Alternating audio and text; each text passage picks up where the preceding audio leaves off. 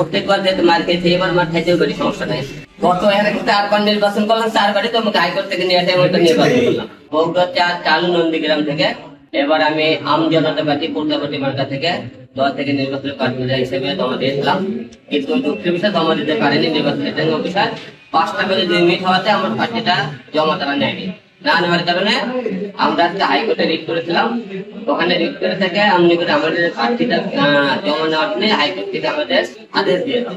তাই আজকে আমরা এখানে নির্বাচন অনুষ্ঠানে এখানে এসেছি। আমাদের প্রার্থীরা যারা আজকে এখান থেকে নির্বাচন জমা দেবো, অন্যরা এখন যাচাই বাছাইয়ের পরে এখন আমরা টিকবে কি টিকবে না সেটা এখন বলতে পারছি না, কিন্তু প্রার্থীরা জমা নেওয়ার জন্য আমাদের থেকে আদালত থেকে অর্ডার দিয়েছে আমাদের যেন প্রার্থীদের জমা নেওয়া হয়।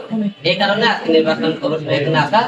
আমরা কোর্ট থেকে রায় পেয়েছি আমাদের মনোনয়ন পত্র প্রধান নির্বাচন কমিশন এখানে যাতে জমা নেওয়া হয়। এই কারণে ভাই ভুল থেকে মানুষের শিখতে হয়। এইবার ভুলতে এক নাই, এবার একবার ভুল ধরলেন। গত এর 4বার নির্বাচন করলাম, 4বারই তো আমাকে হাইকোর্ট থেকে নিয়ে আসে নির্বাচন করলাম। এবারও মাপ যায় হাইকোর্ট থেকে, এবারও মাপ পাবেন না। এবারে হাইকোর্ট থেকে রায় নিয়ে আসে নির্বাচন করা লাগছে। আসলে আমরা চেষ্টা করেছিলাম সেদিনকে 5টা বাজে 2 মিনিট, 1 মিনিট কোনো বিষয় না। দেখেন আদালত থেকে তো ঠিকই রায় দিল আমাদের মনে করেন প্রার্থীটা মনে করেন জমা নেওয়ার জন্য। হয়রানি খালি মাঝখানে মানুষকে আমার টাকা কিছু নষ্ট করলো, হয়রানি করলো, সময় নষ্ট করলো, এছাড়া কিছু না। প্রত্যেকবারই যা ঘটনা ঘটেছে এবারও ঠিক একই ঘটনা আমার দেওয়া ঘটলো। টানা 3য়বার অর্জন করেছে দেশের সেরা সুপার ব্র্যান্ড স্বীকৃতি বসুন্ধরা টিস্যু। তবে 70 অন টাইম হয়, এবারও হয়েছে। প্রত্যেকবার হাইকোর্টে রায় নিয়ে এসেছিলাম, এবারও রায় নিয়ে এসেছি। আশা রাখতেছি প্রধান নির্বাচন কমিশনার আমাদের মনের পথে যাচাই বাছাই করে আমি যাবো সঠিকভাবে আমাদেরকে গ্রহণ করা হবে। আবার এর থেকে আবারও মনে করেন এখানে যাচাই বাছাই করে বাতিল করে আবার হাইকোর্টে যাইতো, আবারও তো বাতিল করে কেবল এখান থেকে জমা নেওয়ার জন্য নিয়ে আসলাম। এখানে যাচাই বাছাই করার জন্য কোনো ফল থাকে আবারও বাতিল করতে হবে।